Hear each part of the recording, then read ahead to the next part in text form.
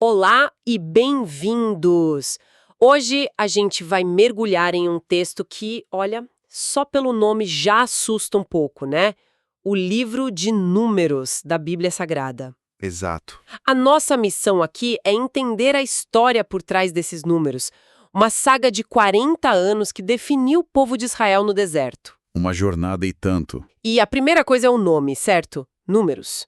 Parece que a gente vai ler uma planilha, um relatório de censo, mas não é nada disso. Não mesmo.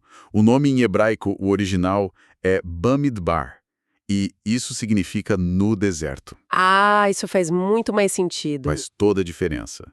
Porque o deserto é o personagem principal aqui. É o palco de tudo. Os números são só o começo e o fim da história. O que importa é o que acontece no meio. Boa. Então vamos começar por aí. O livro abre com uma ordem bem direta de Deus para Moisés.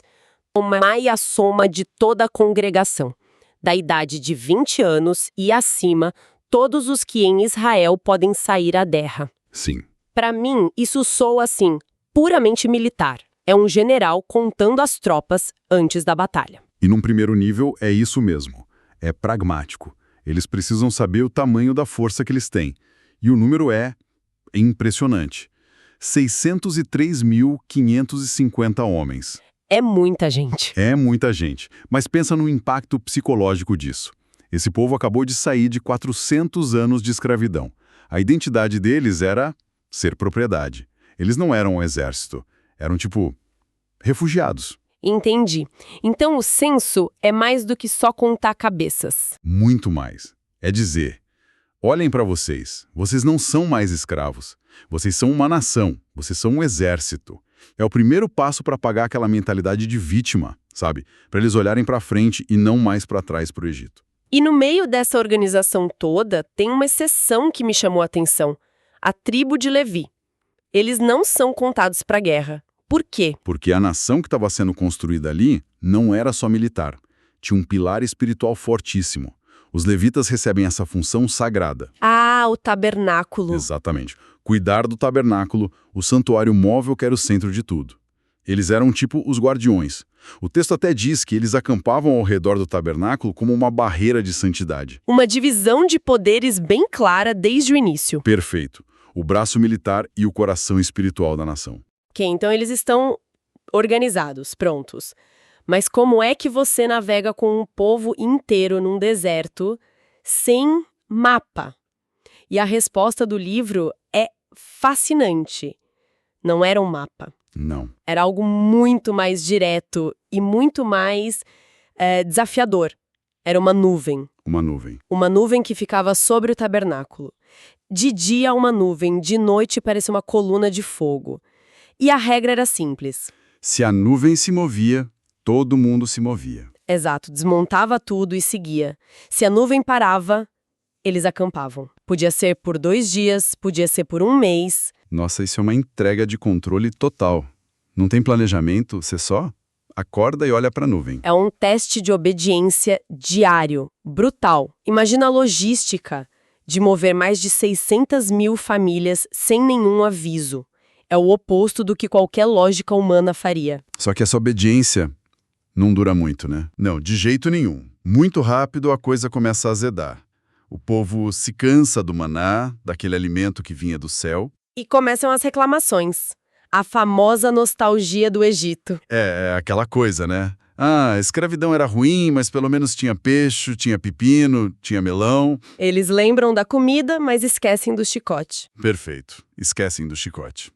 E essa murmuração, essa queixa constante, vira a trilha sonora da jornada. E essa trilha sonora chega no volume máximo no evento que, para mim, define o livro todo. Eles chegam na fronteira de Canaã, a terra prometida. E Moisés envia 12 espias, um de cada tribo, para fazer o reconhecimento. A missão era simples. Vão lá, vejam como é a terra e tragam um relatório. E o que acontece ali é um estudo de caso sobre percepção e medo. Porque todos os 12 viram a mesma coisa. Terra fértil, cidades gigantes, povos fortes. Os fatos eram os mesmos para todos. Mas eles voltam com 2 histórias completamente diferentes. Completamente. 10 deles voltam em pânico total. O relatório é A terra devora seus moradores, a gente viu gigantes e nós parecíamos gafanhotos perto deles. Eles espalham o medo, basicamente dizem, é impossível, vamos voltar para o Egito. Mas aí vem os outros dois, Josué e Calebe. E eles não negam os fatos. Eles não dizem que não viram gigantes. Eles viram. Viram as mesmas coisas. A diferença está na interpretação. Mas sendo justa aqui, o relatório dos 10 não era só realista. Eles viram um desafio que parecia intransponível. O de Josué e Calebe não era um otimismo meio cego? Ótima pergunta. E a resposta é o centro de tudo. Não era realismo contra otimismo. Eram duas formas de calcular o risco. Como assim? Os 10 espias fizeram a conta. A nossa força menos a força deles.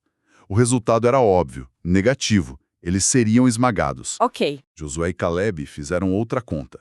A deles era a nossa força mais a força de Deus, menos a força deles. Essa variável divina mudava toda a matemática. A confiança deles não era neles mesmos, mas na promessa que os levou até ali. Por isso eles dizem, o Senhor é conosco, não os temais. E o povo, claro, compra a narrativa do medo. Com certeza. Eles choram, se rebelam, querem apedrejar Moisés. É o caos. E a resposta para essa falta de fé é imediata e brutal. A sentença de Deus é declarada na hora. Aquela geração inteira de homens de guerra, todos que foram contados no primeiro censo, não iam entrar na terra prometida. E a punição? Vagar pelo deserto por 40 anos, 1 ano para cada dia que os espias passaram na terra, até que o último daquela geração morresse. Peraí, 40 anos? Uma geração inteira morrendo no deserto por causa de um momento de medo? Isso parece incrivelmente severo. Parece e é mesmo. É uma das passagens mais difíceis. Mas, dentro da lógica da narrativa, não é só uma punição. É um processo de purificação. Purificação. Sim. A ideia é que a mentalidade da escravidão, o medo, a falta de fé, era uma doença tão enraizada que não podia ser curada. Eles eram fisicamente livres, mas a mente ainda era de escravo, entende? O deserto virou o filtro. Para garantir que quem entrasse na Terra Prometida tivesse uma mentalidade completamente diferente. Exatamente. E esses 40 anos são cheios de exemplos disso. A gente tem a rebelião de Coré, que desafia Moisés e é literalmente engolido pela terra. Uma imagem terrível. Um recado bem claro sobre a estrutura de liderança. Mas o mais chocante para mim é que a regra valia para todos. Inclusive para Moisés, essa parte da história é surpreendente. Muito. Perto do fim dos 40 anos, o povo está com sede de novo reclamando. Deus manda Moisés falar com uma rocha para sair água. Mas ele não fala. Ele não fala. Num acesso de raiva, de frustração, ele bate na rocha 2 vezes com um cajado, a água sai, mas... O ato de desobediência tem um preço altíssimo. O mesmo preço da geração que ele liderou. Deus diz a ele que, por não ter crido, ele também não vai entrar na Terra Prometida. É a prova de que ninguém, nem o maior líder, estava acima da responsabilidade. E enquanto tudo isso acontece, tem uma história paralela que parece quase um desvio, a do profeta Balaão. Ah, sim. Mas ela é tematicamente crucial. Um rei inimigo, Balaque, contrata esse profeta famoso, o Balaão, para amaldiçoar Israel. É quase uma comédia, né? O cara é pago para amaldiçoar, mas ele abre a boca e só consegue abençoar o povo. Exato. 3 vezes ele tenta e 3 vezes só saem bênçãos. Isso mostra que, apesar de todos os problemas internos de Israel, de toda a rebelião, existia uma proteção externa que nenhuma manipulação humana ou espiritual podia quebrar. Certo. E aí, depois de tudo isso, rebeliões, punições, lições, os 40 anos acabam.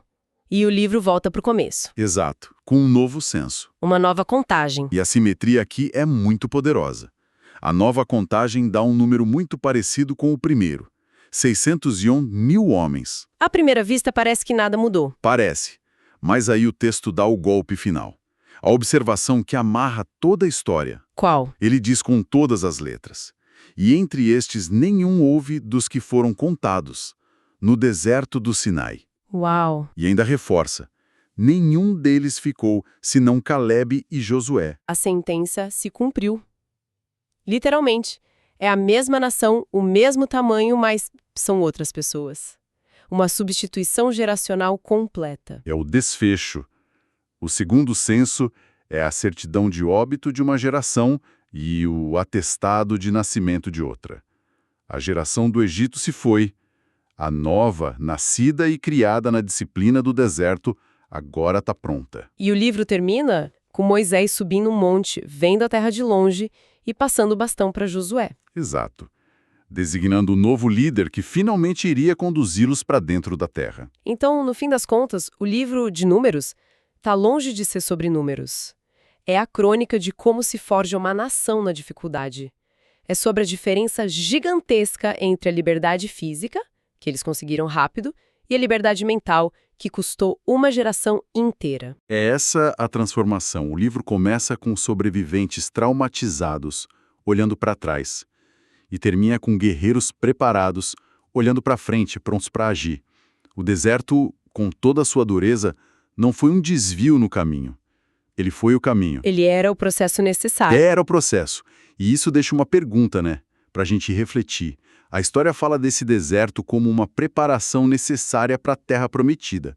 Pensando de forma mais ampla, que tipos de desertos, que períodos de dificuldade são necessários para preparar uma pessoa ou uma sociedade para alcançar seus próprios objetivos?